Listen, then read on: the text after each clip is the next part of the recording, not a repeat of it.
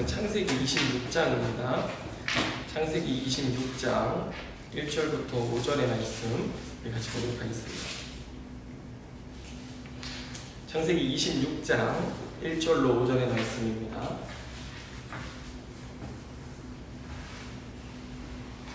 우리 다 찾으셨으면 우리 같이 합독하도록 하겠습니다.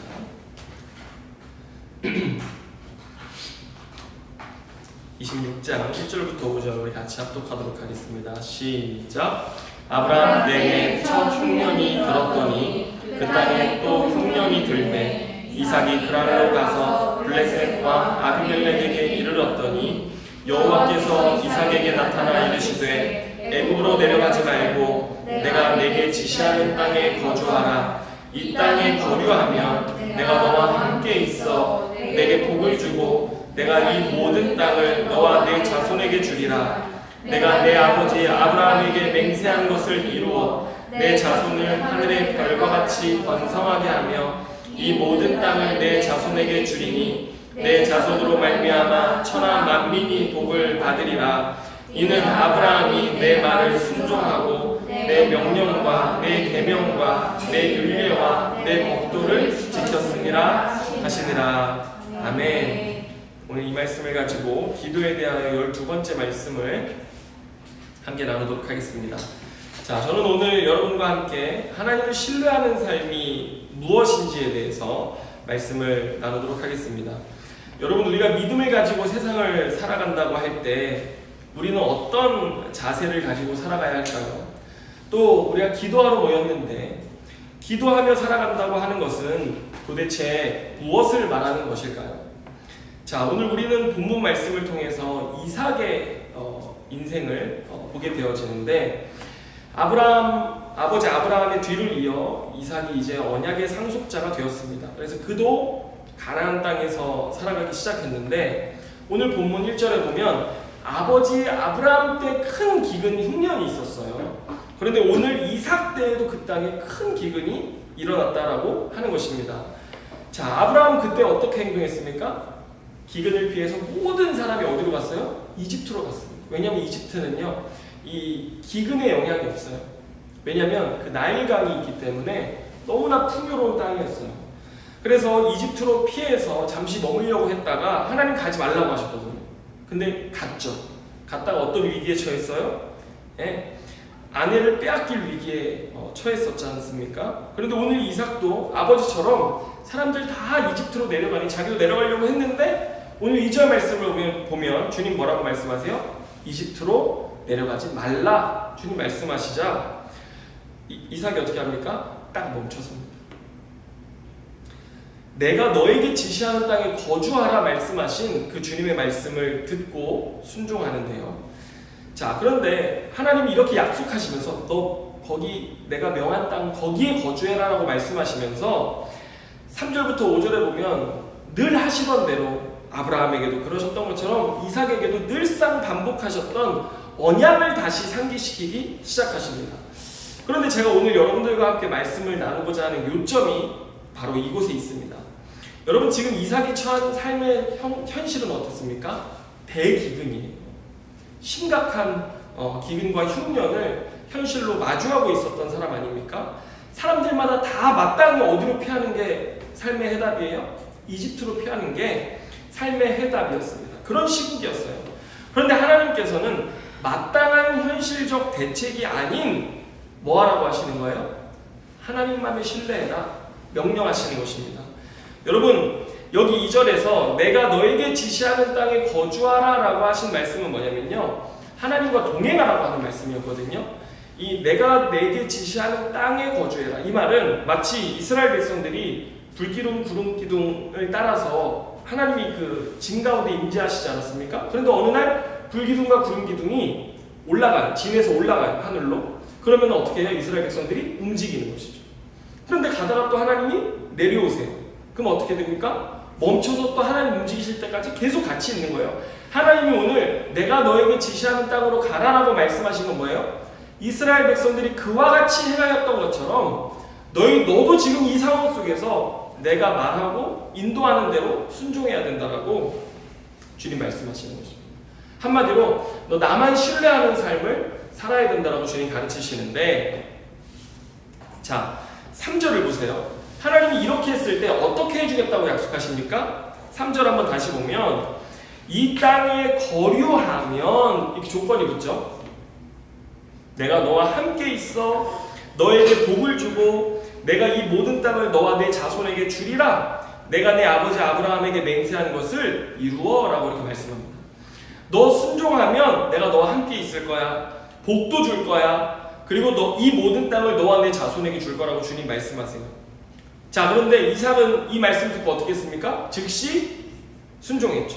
발걸음을 딱 멈췄습니다. 그리고 6절에 보면요, 뭐라고 되어 있습니까? 이삭이 어디에 거주했습니까? 그랄 땅, 블레셋 사람. 이 그랄 땅이 블레셋 지역인데 이집트로 가는 길목이에요. 거기 딱 멈춰서 가지고 내려가지 않은 것입니다. 그러면 여러분 딱 하나님 가지 말라고 하셨어? 복 주겠다고 하셨어? 함께 하시겠다고 약속하셨어? 그래가지고 딱 멈췄잖아요. 그러면 당연히 어떤 결과가 귀결돼야 됩니까? 복을 받아야겠죠. 그죠? 그리고 형통해야 되겠죠. 다른 사람 다 기근 때문에 힘들어도 하나님 말씀에 순종했으니까 당연히 형통해야 될 거라고 생각하지 않습니까? 그런데 이후 말씀을 한번 보세요. 자, 7절 말씀 한번 보면요, 그 그랄 땅 블레셋 족속의 땅에 거주하는데 이삭과 리브가가 어떤 상태 속에 살아가게 됩니까? 두려움 속에 살아가게 됩니다. 네, 현실은 하나도 변한 것 없어요. 특별히 이 블레셋 사람들 가운데 나그네로 살아간다라고 하는 것은요, 정말 삶의 위협과 냉정한 현실을 마주하며 살아가야 하는 그런 삶의 처지였거든요. 하나님이 너 가지 말라고 해서 가지 않았다고 해가지고 그의 삶에 안정과 평안이 있었던 게 아니에요. 네. 오히려 이런 위협과 냉정한 현실을 맞이할 뿐이었다라고 하는 것이에요. 그래서 거기서 두렵잖아요. 그러니까 이삭이 또 어떤 실수를 범해요? 죄를 범해요?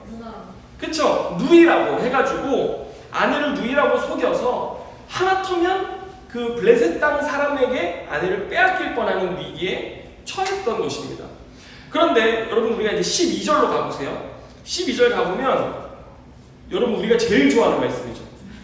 12절 13절 한번 읽어볼까요? 다 같이 시작. 이삭이 그 땅에서 농사하여 그 해 100배나 얻었고 여호와께 복을 주심으로 그 사람이 창대하고 왕성하여 마침내 거부가 되어. 자, 아멘 하신 분들 제가 다 기억해놨습니다. 오늘 항상 설교는 어디까지 들어가야 됩니까? 끝까지 들어가야 되는 겁니다. 여러분, 와, 하나님 정말 멈췄더니 가지 말라고 순종했더니 복을 주셨구나. 여러분 보통 목사님들의 설교가 어디까지? 여기까지 설교예요. 순종했더니 큰 복을 받았구나 이렇게 생각하거든요. 자, 여러분 이제부터 보세요. 이런 복 받을지 안 받을지 선택하시기 바랍니다. 14절 15절에 보세요. 그 땅에 100배나 복을 받아서 머물렀거든요. 그런데 블레셋 사람들이요, 이삭을 시기해서 어떻게 했어요? 아브라함이 팔았던 우물들을 다 메워버렸습니다. 여러분 이게 얼마나 충격적인 사건이냐면요, 여러분 그 당시에 이삭과 아브라함과 이삭 마찬가지죠. 이 우물이라고 하는 것이 엄청난 재산이었어요. 삶을 살아가기 위한 그냥 근간이에요. 그냥 여러분 만약에 여러분들이 좋은 아버지가 계셔가지고 뭐 그러다가 뭐 그렇지 않은 아버지가 나쁜 아버지다라는 건 아니에요. 좋은 아버지를 만나서 땅을 물려주셨어요. 유산을. 벌써?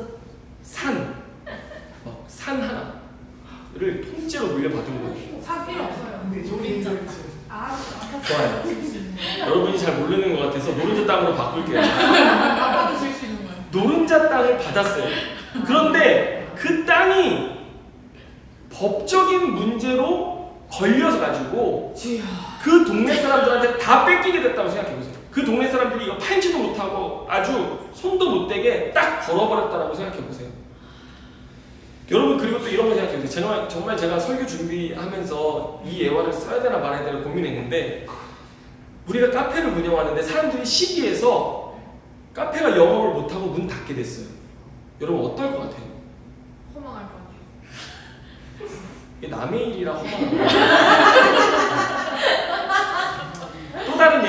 이건 실제 있었던 예인데 저희가 그 단양에서 안식년을 하는 도중에 거기 어떤 이야기, 그 동네 이야기를 듣게 됐는데 어떤 아저씨가 한 분이 계세요. 그분은 낮에는 농사일하고 밤에는 뭐 하냐면 법전, 그 고시 보는 법전을 늘상 읽으시는 분이에요. 이거를. 그러니까 법에 대한 지식이 생기잖아요. 그래가지고 그 법을 아주 교묘하게 이용해 먹는 나쁜 사람인 거예요.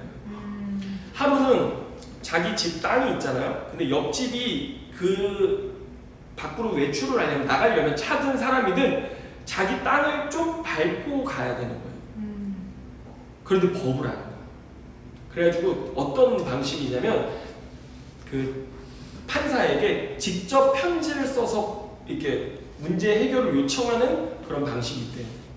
그래서 그걸 써서 보내면 판사한테서 즉각 답이 온대요. 그래서 패소해버려요. 이 사람은 그냥 이렇게 나올 수 있는데 여기가 폐쇄되고 이 사람의 권리가 지켜지면서 이 사람은 이렇게 돌아 나와야 되는 거예요. 걸어 나오려도 이렇게 나와야 되고 농사를 지으려도 이렇게 돌아 나와야 되는 거예요. 그런데 그 동네 사람들은요, 뭐 누가 법적인 뭐 그런 거에 대해서 압니까?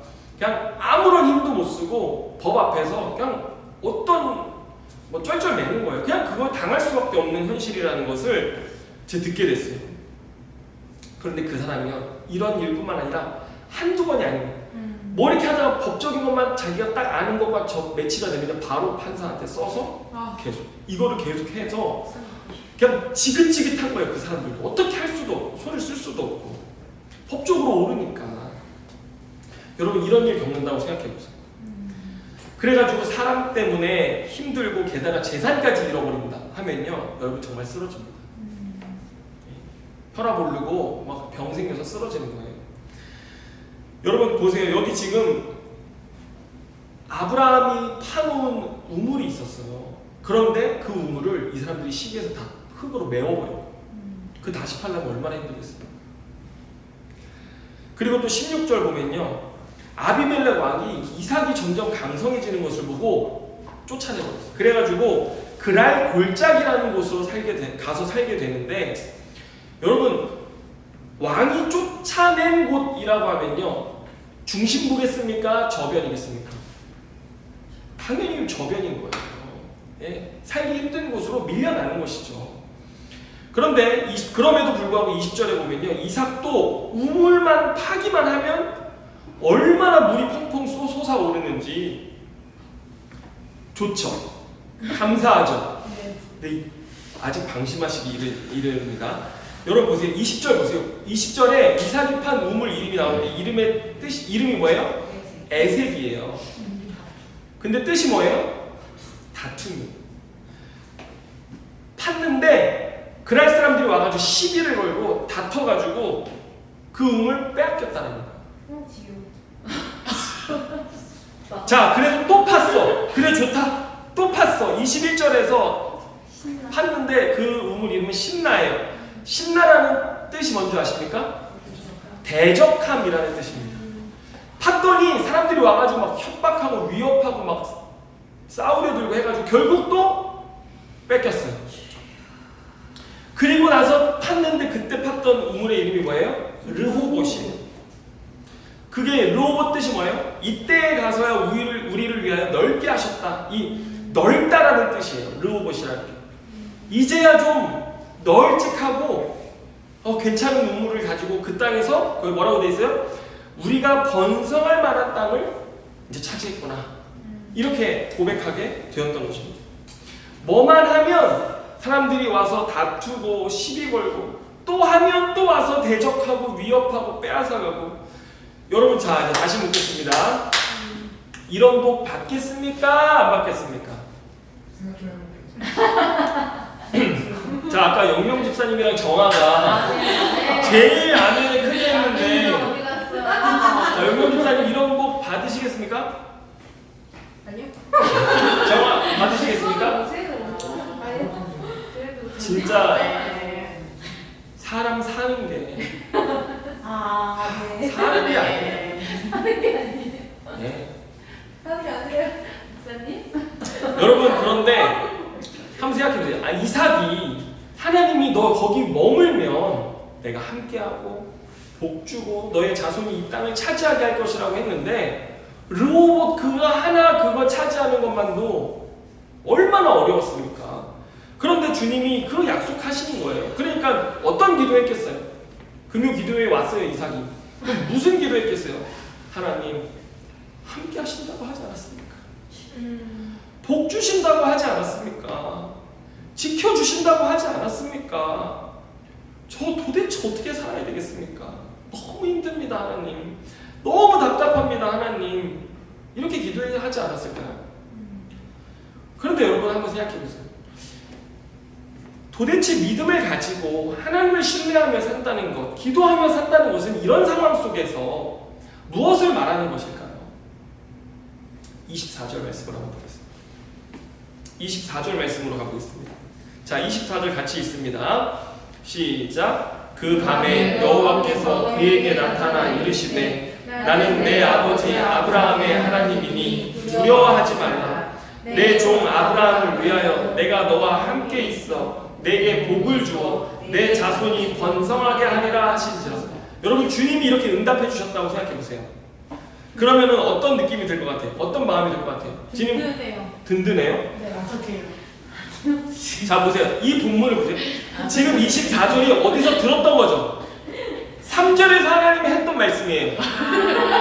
현실은 바뀐 게 있어요 없어요? 없어요. 그런데 기도했더니 또 무슨 응답 주셨어요? 똑같은 말밖에 안 하세요 하나님이. 어떻게 똑같은 말밖에 안 하십니까? 화나신 거 아니에요?